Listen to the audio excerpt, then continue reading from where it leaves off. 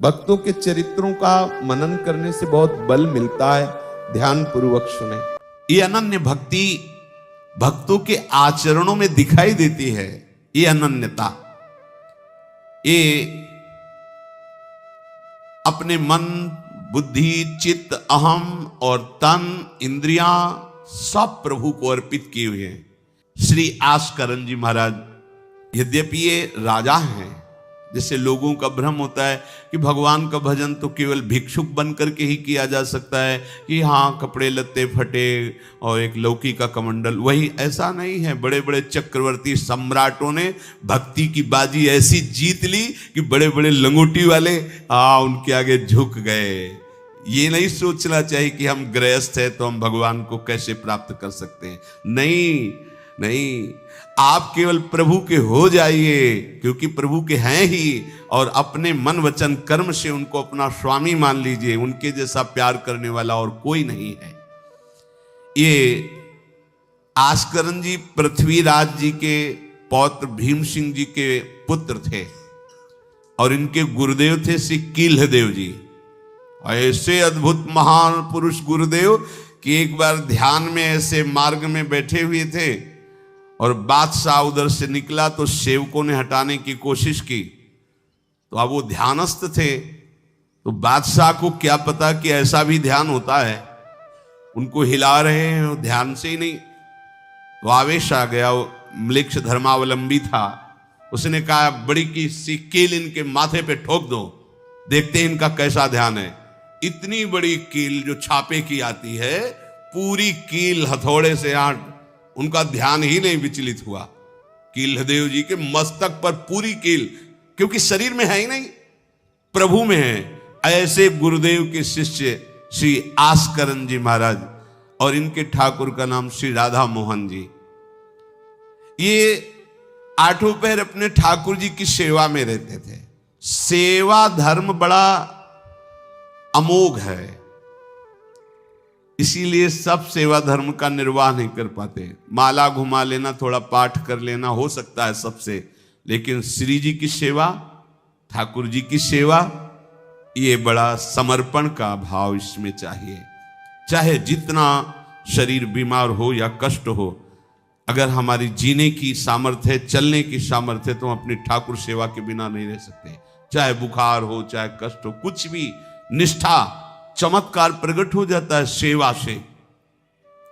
न काम कर्म बीजानाम यस्य चेतस संभवः वासुदेवैक निलयः सा वै भागवतोत्तमः। जब ठाकुर सेवा में हमारी रति होने लगती तो स्वयं भोग की इच्छा अपने आप शांत हो जाती है। आज ये बनाए, ठाकुर जी को भोग लगाए, आज ऐसा इत्र, आज ऐसी पोशाक, आज ऐसी पत्रावली करेंगे। आज वो प्रभु के विषय में जब सोच प्रारंभ हो जाती तो देहाभिमान गलित हो जाता है और भगवत भक्ति का उदय हो जाता है। मनुष्यों में श्रेष्ठ मनुष्य आस्करण जी को कहा गया, क्योंकि श्रेष्ठ वही है जो श्री भगवान के चरणों का भजन और सेवन करता है। सेवन, सेवा, नाम जप करते हुए ठाकुर जी की सेवा में तन मन प्राणों को जो समर्पित किए हुए है, उसको जो लाभ मिलता है बड़ी बड़ी साधनाओं से भी नहीं मिलता है। बहुलाश्व राजा विदेह राज जनकपुरी के राजा थे। इनका यह था कि प्रातःकालीन स्नान करके मंगला में प्रवेश हो जाते और 2 बजे तक पूरी सेवा करके मध्याह्न शयन कराने के बाद ही ये निकलते थे। ऋषियों के आगमन इनके यहां प्राय होते रहते थे। वहां बताया कि तुम जिन ठाकुर जी की सेवा करते हो, मूर्तिमान रूप हो करके द्वारिका में विराजमान है। हमारी प्रार्थना है कि एक बार साक्षात दर्शन करो जाकर के। राजा बहुलाश्व ने, वहीं श्रुतदेव ब्राह्मण भी वैसे ही भजन में लगे रहते थे, बड़े अकिंचन थे। बहुलाश्व ने सारथी को आज्ञा की, रथ तैयार करो, हम सेवा में जा रहे हैं, ठाकुर सेवा करके आएंगे, फिर चलेंगे द्वारिकाधीश के दर्शन करने। उस समय भगवान विराजमान थे। सेवा में जाते, मंगला से प्रारंभ करते। वो क्रम ऐसा था कि 2 बजे ठाकुर जी को मध्याह्न में जब शयन कराते, बाहर निकलते तो समय पूरा हो जाता। वर्षों रोज रथ तैयार होता, लेकिन सेवा से तो फिर क्या हुआ, उधर रथ की तैयारी की ठाकुर जी ने, दारुक को आदेश किया रथ तैयार करो। किस बात के लिए? बहुलाश्व के दर्शन करने हम जा रहे हैं, सेवा का फल। और साथ में कौन था? श्री सुखदेव जी, सनकादि बड़े बड़े महापुरुषों को साथ लेकर भगवान स्वयं विदेह नगरी में आए और साक्षात दर्शन और सेवा प्रदान की। सेवा बहुत कठिन वस्तु है। सेवा भगवान की जिसने पधराली, प्रियाजू की पधराली सेवा कर रहा है, आप समझो श्री जी के निकुंज में हो, संशय मत करना, सीधे आपको श्री जी अपनी सेवा में लेंगे यदि सेवा विराजमान। देखो साधना का फल होता है, सेवा का फल नहीं होता। सेवा का सीधा फल होता है स्वामी के समीप नित्य सेवा में पहुंच जाना। आज तक हमें कहीं ऐसा प्रमाण नहीं मिला कि श्री जी की सेवा करने वाले की गति में अंतर हुआ हो। कहीं भी ऐसा, साधना से भ्रष्ट होते तो देखा गया, लेकिन श्री जी की परिचर्या करने वाला श्री जी को प्राप्त नहीं हुआ, ऐसा हमें अभी तक प्रमाण नहीं मिला। ये श्री राधा मोहन जी के आराध्य देव थे, आस्करन जी के, और ये सेवा में मगन रहते। देखो जब आप ठाकुर सेवा, जैसे आपको कि अब हम सेवा में रहेंगे तो हमारा काम कौन करेगा? तो पूरी सृष्टि तुम्हारे काम से चल रही है, तुम्हारे चलाए चल रही। अरे कुछ समय, घड़ी दो घड़ी तुम ऐसी निकालो जिससे एकांत चित्त से आनंद पूर्वक अपने लाडले ठाकुर को दुलार कर सको। उनको श्रृंगार करो, भोग लगाओ, आरती करो, 4 परिक्रमा करो, साष्टांग दंडवत करो। जीवन का परम लाभ है ये। पर नहीं, आप खाएंगे हलवा, गरम गरम पकौड़ी, चाय, और ठाकुर जी के सामने वो सफेद वाले दाना नहीं आते, चिरौरी रख दो अरे भाई तुम क्या कर रहे हो? चोरी कर रहे हो तुम। घर में ठाकुर विराजमान, घर के मालिक विराजमान, हमें जल्दी ऑफिस जाना है, गरम गरम परेठा ये वो सब, और ठाकुर जी के सामने हम तो देखते हैं जैसे कोई ठाकुर जी के दर्शन कराने के लिए लाता है तो 4 टाफी, वो भी प्लास्टिक से लिपटी हुई, मतलब देख केवल ले, खा भी नहीं सकते हो क्योंकि प्लास्टिक लगी हुई, ऊपर कवर एकदम ऐसे रखे हुए हैं। वो बोले हमारे लड्डू गोपाल हैं। जब गोपाल हैं तो टॉफी खोल पाएंगे क्या? अगर आपको टॉफी ही पवाली है तो आप खोल करके सुंदर एक कटोरी में रख करके थे, ऐसे 4 दाने चिरौरी रख दिए, कटे हुए मिश्री के टुकड़े रख दिए। अरे अनंत ब्रह्मांडों का भरण पोषण करने वाला तुम्हारी चिरौरी के लिए मर रहा है। हाँ, अगर तुम्हारे पास केवल चिरौरी ही है तो वो तृप्त हो जाएगा। तुम खाओ हलवा, उसको रखो, चिरौरी तुम पहनो, एक से एक बढ़िया कपड़ा, और ठाकुर जी के लिए अलग कपड़ा होता है दुकानों में, वो ठाकुर जी के लिए लेना है। पूजा, सत्यनारायण की पूजा की सामग्री गांव में जो परचून की दुकानें होती हैं कस्बों में, उनमें अलग होती है। बोले सुपारी देना, तो बोले पूजा के लिए, बोले हाँ, वो सड़ी सुपारी का अलग बैंक होता है, वो पूजा के लिए जाएगा। प्रभु के लिए तुम ऐसे चिरौरी रख देते हो। वो नारियल भी जिसमें पाली लो, देखो ना कथा, सत्यनारायण की कथा करनी, हमें नारियल दे दो। वो सूखा नारियल जो किसी काम में ले जाएगा वो सत्यनारायण के पास जाएगा। वो कपड़ा टून का ना पहन सकते हैं, ना ओढ़ सकते हैं, ना बिछा सकते हैं, ना पोछा लगा सकते हैं, वो ठाकुर जी के लिए बलिहारी है श्रद्धा। तो भी ठाकुर जी भी ऐसी व्यवस्था करते हैं, ना पहनने लायक ना ओढ़ने लायक, ऐसा तुम्हें नया जीवन देंगे, जरूरत ही नहीं पड़ेगी कपड़े की, घूमो वैसे ही। हाँ, जरूरत ही नहीं पड़ेगी, अन्य योनिया है नहीं, कोई जरूरत नहीं है, घूमो। इसलिए सावधान। भगवत सेवा का तात्पर्य है उत्तम भोग लगाए मोर मरकट को से। स्वामी जी महाराज परम विरक्त, वैराग्य की चरम सीमा स्वामी श्री हरिदास जी, लेकिन उत्तम भोग लगाए ठाकुर जी को। उत्तम उत्तम, तुम्हारे पास जो कुछ है उसमें सबसे बढ़िया भोग बनाओ। धन्ना जी के पास बाजरा की रोटी भी पूरी नहीं थी कि भरपेट पाले, तो 1 रोटी रोज ठाकुर को रखते थे। आधी ठाकुर जी पाते थे, आधी आप पाते थे। सुदामा जी के पास कौन सा माखन मिश्री था? वो तंदुल जो पछोरने से बाहर निकलते हैं, किसी काम में नहीं, वो लेके गए थे। ठाकुर जी पाते हो कहते आज मैं तृप्त हो गया। सबरी जी के पास क्या था? क्या था? जंगली बेर, कहीं कड़ुआ कसैला ना हो, इसलिए चख के मेरे रघुनाथ जी को कहीं कसैला ना लगे। प्रभु वाह वाह करके पा रहे।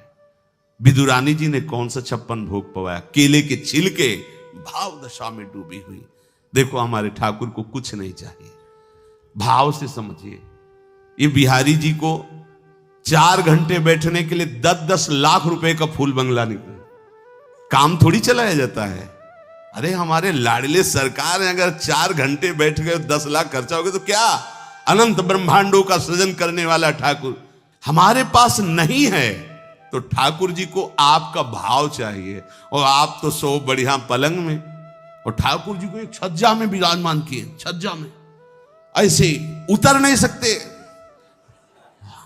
मतलब कूदे तो वैसे ऊंचे, अगरबत्ती दिखा दी चले।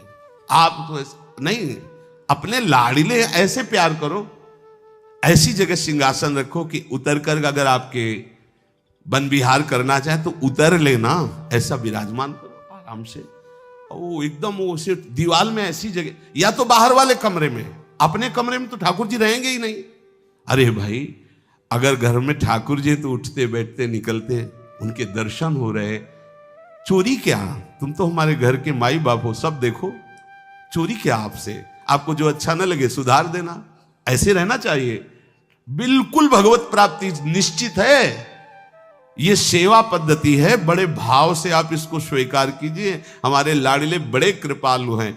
अरे जहर पिला रही है छाती में लगा के तो परम पद दे रहे हो, तुम दूध पिलाओगे तो तुम्हें परम पद नहीं मिलेगा।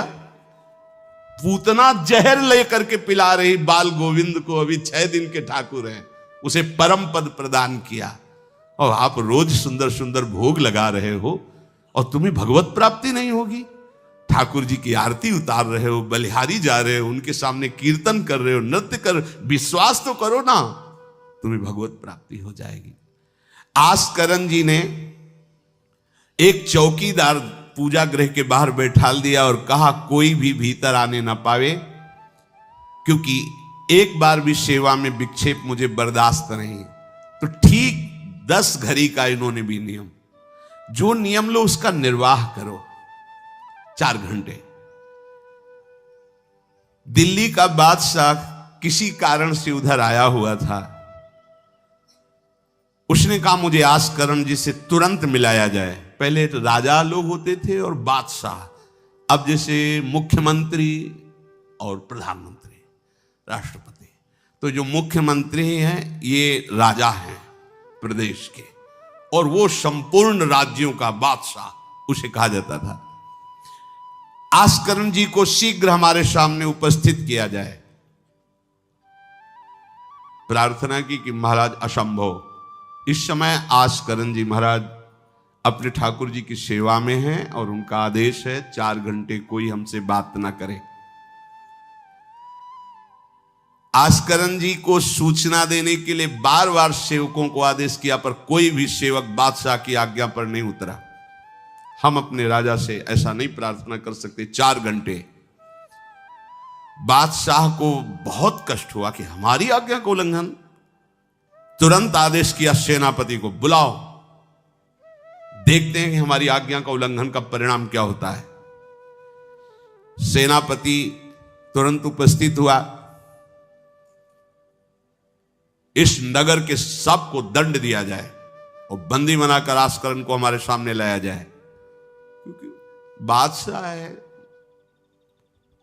अब अहम तो विराजमान है ही है, कोई परमहंस थोड़ी है कि अहंकार लीन हो गया है। बताया गया कि ठाकुर सेवा में, भगवत आराधना में 4 घंटे उनके पास कोई सूचना नहीं पहुंचाएगा। बादशाह की आज्ञा का उल्लंघन करने के कारण सब सैनिक जितने थे दब रहे थे। महाराज की तो आज्ञा है कि सूचना न दो, पर यहां तो सब गड़बड़ हो रहा है। बादशाह ही नाराज हो गया। बड़ी घबराहट पूरे नगर में फैल गई और पूरे सैनिकों में फैल गई। ये नरवरगढ़ ग्वालियर से दक्षिण में है। आस्करण जी ना शिकार खेलते थे, ना किसी को दंड देते थे, बस केवल भगवत सेवा, नाम जप, नाम कीर्तन। पूरे नगर को सब सुविधा, सबके घर में ठाकुर सेवा, सबके यहां नाम कीर्तन सुनाई देना चाहिए। जिसको जो जरूरत हो राज दरबार से ले जाए। किसी को लग सकता है अगर ऐसे बंटता रहेगा तो राज खजाना खत्म हो जाएगा। नहीं, अज्ञान से तुम सोचते हो। एक बार पूज्य पादुड़िया बाबा के यहाँ 500 लोगों का भोजन बना। अब वहां उत्सव में 5000 से भी अधिक लोग आ गए, तो जो सेवक जन थे, भंडारी थे, भाग के आए, बाबा अब तो बहुत ही हानि हो जाएगी, क्योंकि सब लोग आ गए, 5000 के लगभग लोग हैं और 500 का ही भोजन बना है। बाबा जी ने कहा घबराने की जरूरत नहीं। गए, अपना ऊपर का चला ऐसे डाल दिया जो रसोई बनी हुई थी। बोले इसे खोलना नहीं, बस बांटते जाओ। सब पा चुके, जितना बना था ना, भगवत प्रताप। हरिराम व्यास जी की बेटी का ब्याह, रात्रि में बारातियों के स्वागत के लिए एक से एक सुंदर पकवान बने हुए थे, क्योंकि जिनके चेला मधुकर शाह राजा थे उनके पास कमी क्या, सब सुविधाएं। हरिराम व्यास जी ने सोचा ये संसारी आदमी इतने सुंदर सुंदर पकवान पाएंगे, ये तो ठीक नहीं है। वृंदावन के संत जन लेंगे तो अपने ठाकुर का भोग लगाएंगे, पाएंगे, कीर्तन करेंगे। कोतवाल को बुलाया वृंदावन के और कहा सब वैष्णवजनों को कह दो कि तुरंत आ जाओ, रमनिया ले जाओ। देखो कैसी भावना है, बेटी का ब्याह है। बोले संसारी आदमी बाराती क्यों पाएंगे, अब आप हो तो कह दे अरे इज्जत चली जाएगी, बाबा जी को खवाने से क्या इज्जत है, बारातियों को खवाएंगे तो इज्जत बनेगी। ये किसकी, देहाभिमानियों की। और अपनी इज्जत क्या है, श्यामा श्याम। अगर रसिकों को पवाएंगे तो हमारी इज्जत बन जाएगी, श्यामा श्याम प्रसन्न हो जाएंगे। तो श्यामा श्याम प्रसन्न हो जाएंगे, बाराती भूखे रहेंगे, ऐसा कैसे हो सकता है, ऐसा हो ही नहीं सकता है। हरिराम व्यास जी के, अब उनके लिए तो कोई रोक नहीं, उन्हीं की बेटी का तो ब्याह है। जो भंडारे में सब जमा थे, लड्डू, गुलाब जामुन, ये वो सब भर भर के अमनिया, ले जाओ ले जाओ। अब ब्रजवासी संत जन सबको बांट दिया, पर जितना भंडारा था उतना नहीं बना रहा। कर तुम अकर तुम अन्यथा कर तुम सर्व समर्था सा ईश्वरा। तुम प्रभु के लिए समर्पित हो तो तुम्हारे यहां हानि कैसे हो सकती है कि हम भाई ठाकुर सेवा में समय देंगे तो हमारा काम बिगड़ जाएगा, ठाकुर जी की भोग राग की बात करेंगे तो पैसों की कमी हो जाएगी।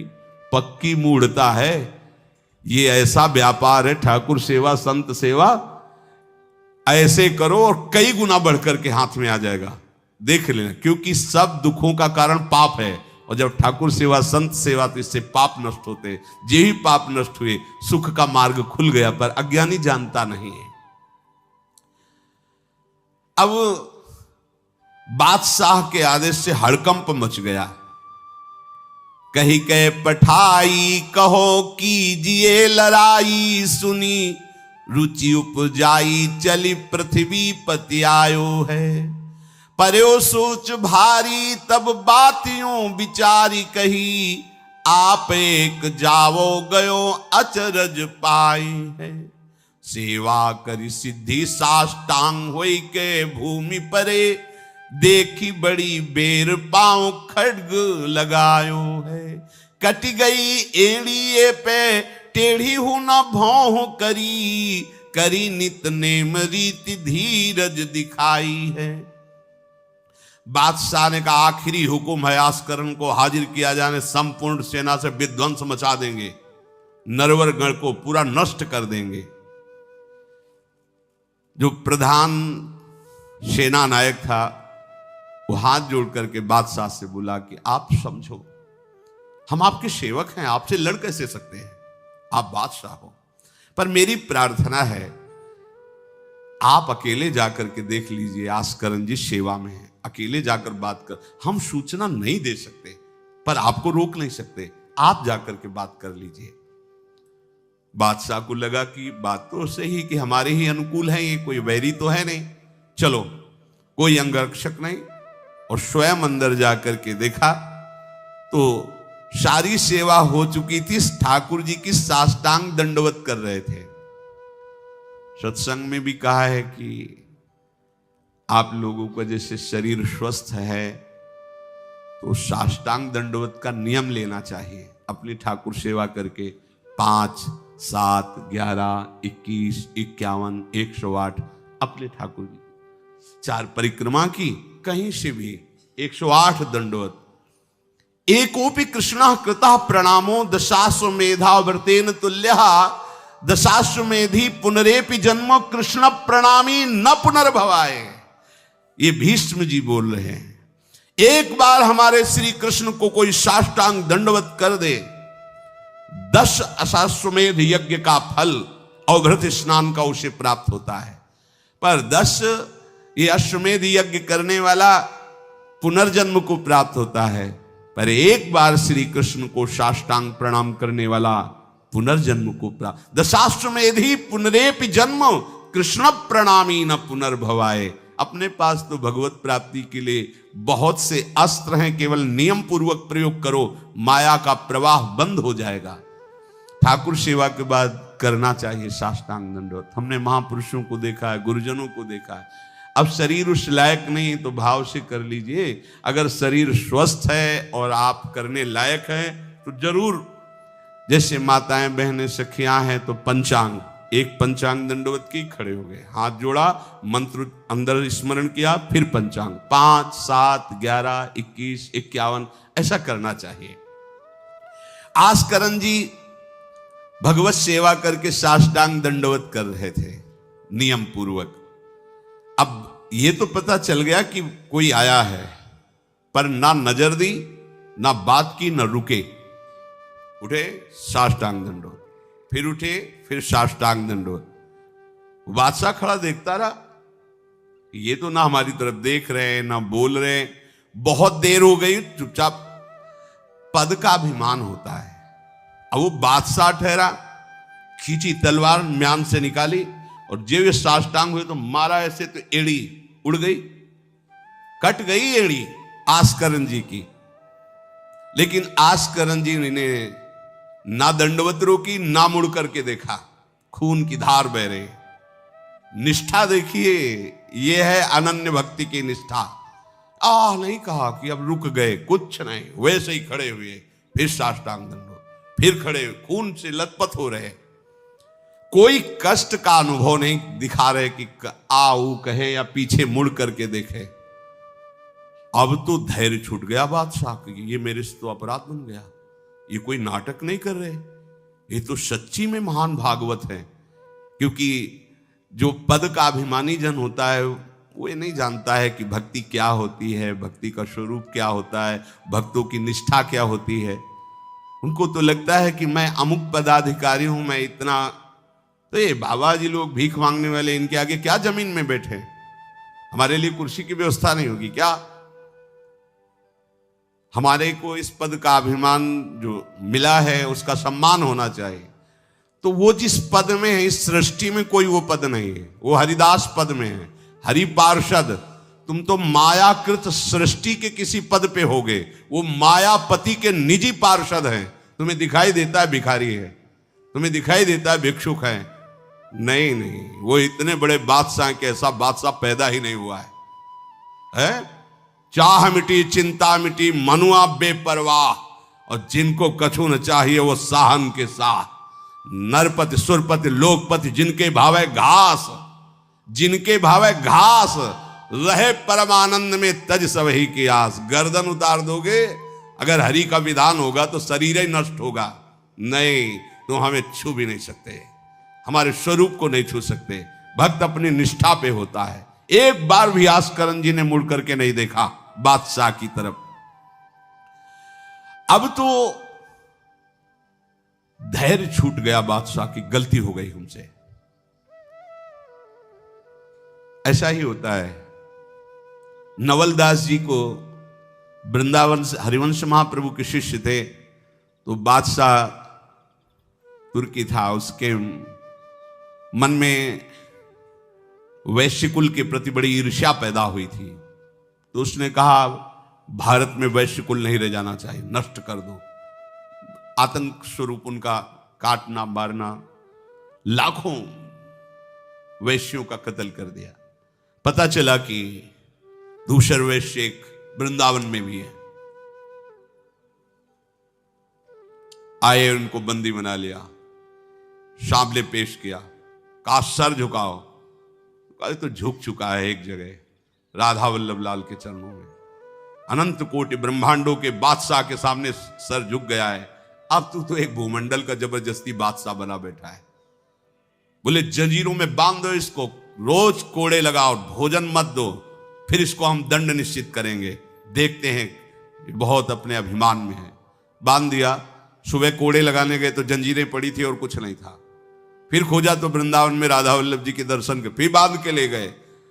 अरे बोले तेरी जंजीरें क्या मुझे रोक सकती है? जब माया की जंजीरें नहीं रोक पाई तो तेरी जंजीरें क्या रोकी? तू लाख बार बंधवा, मुझे नहीं रोक सकता। आखिरकार चरणों में झुका, उनका बंद करवा ये नरसंहार। तेरे इस नरसंहार से कुछ नहीं होने वाला, तू शांति से रह, ये ऐसे उपद्रव करना बंद कर। तो ये जो पदाभिमानी जन है, एक अभिमान में न जाने कैसे कैसे बड़े अपराध हो जाते हैं, भक्तों को नहीं जानते हैं।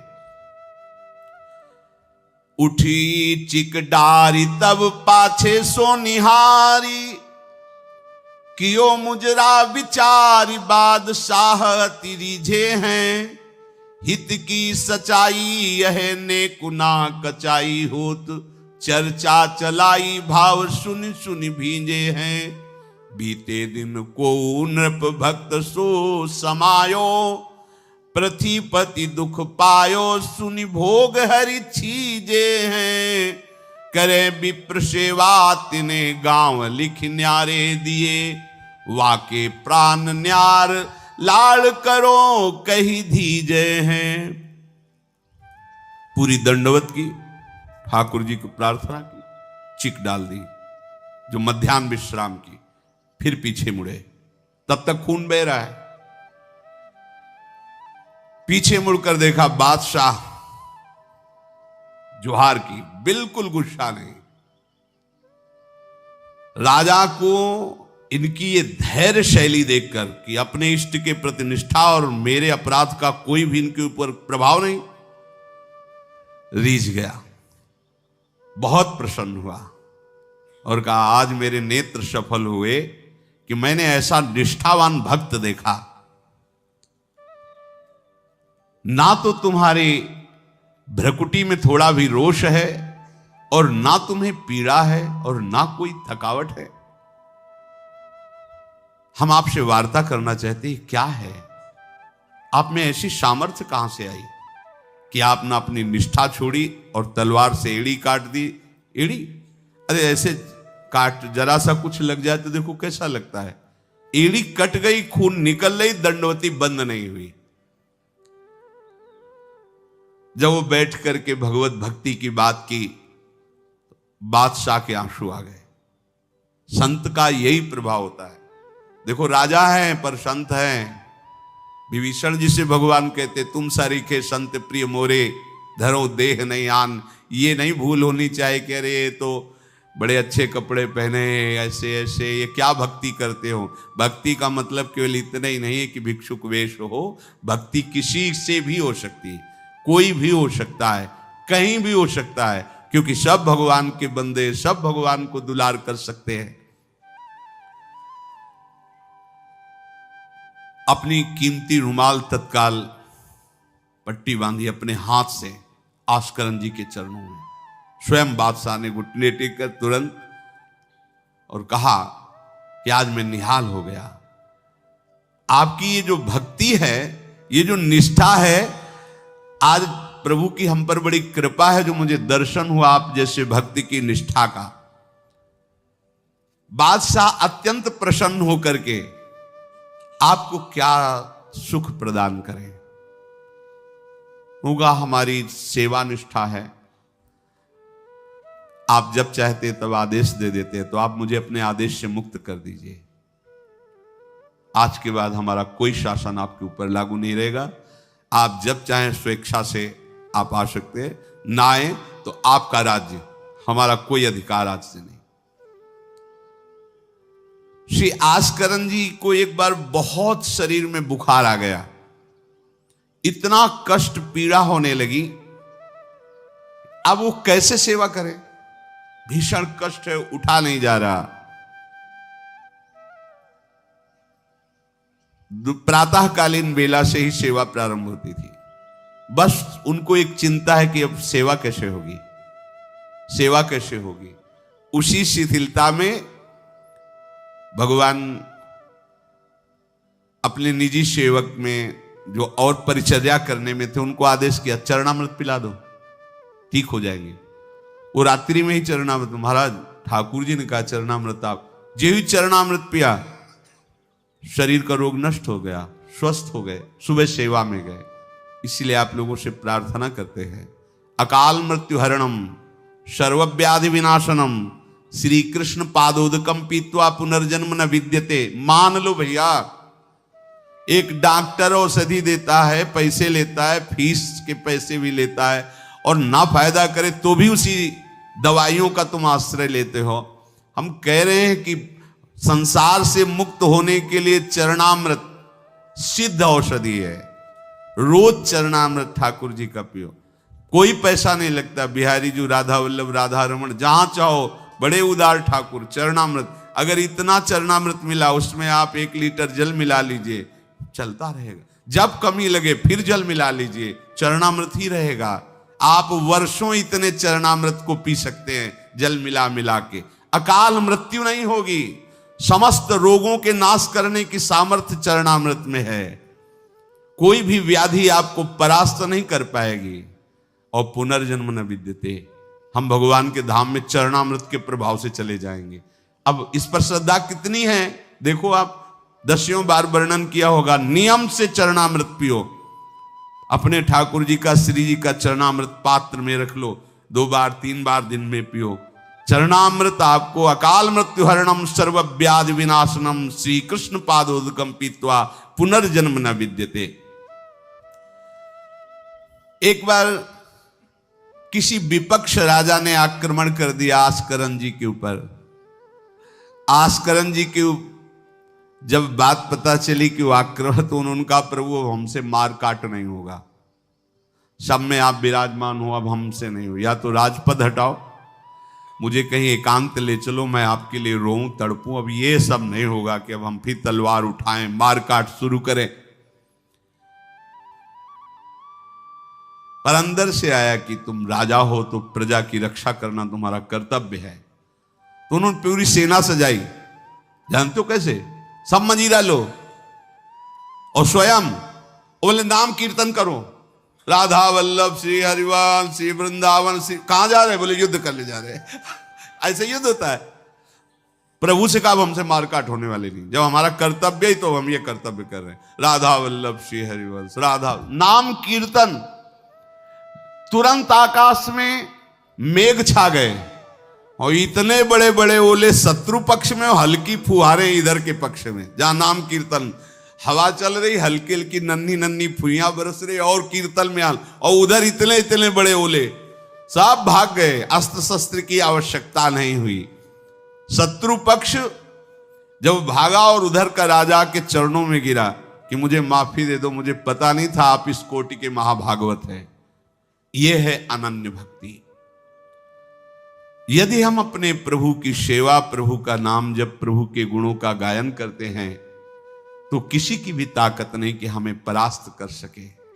और आप भूल जाइए ये बात कि आपके ही किए सब कुछ होता है।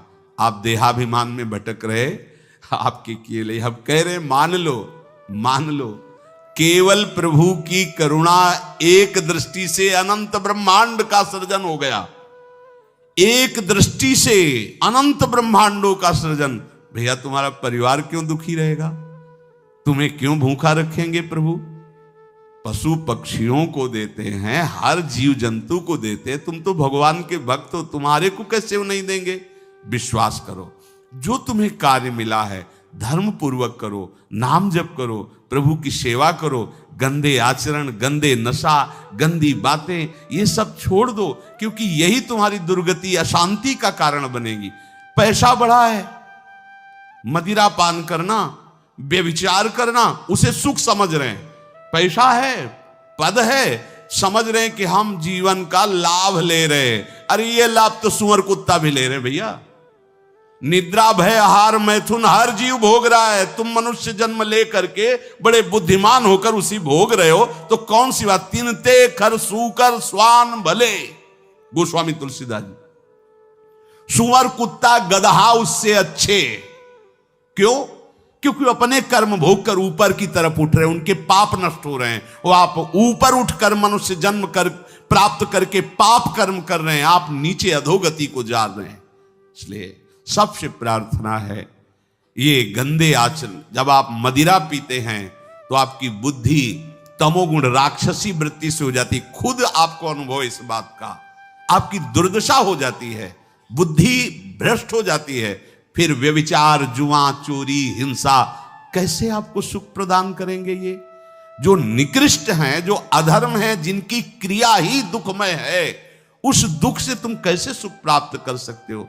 धर्म से चलो, गृहस्थ हो तो धर्म पूर्वक चलोगे तो गृहस्थी में ही भगवान तुम्हारा मंगल कर देंगे, भागने की जरूरत नहीं है। नाम जप करो, ठाकुर सेवा विराजमान करो, जो रूखा सूखा हो अपने ठाकुर को लाड लड़ाओ, अंतिम श्वास तक भगवान कृपा कर ही देंगे। हमारे जीवन का उद्देश्य भगवत प्राप्ति है। इन किन प्रकारेण अब हमारा जन्म इस संसार में ना हो, हम प्रभु के पास जाकर उनकी सेवा में रहें सदैव, जहाँ न मरना है, न जन्मना है, न दुख है, न सुख है, न बीमारी है, कोई किसी भी तरह का जहां लेस मात्र भी कष्ट नहीं है, प्रलय और महाप्रलय की वायु भी जहां प्रवेश नहीं करती, वो हमारे प्रिया प्रीतम का नित्य धाम है, वही हमारी विश्राम भूमि है। हम सब खूब राधा नाम जप करें और आकांक्षा करें कि इसी जन्म में हमें भगवत प्राप्ति हो जाए, श्री जी की प्राप्ति हो जाए। श्री राधा वल्लभ लाल की।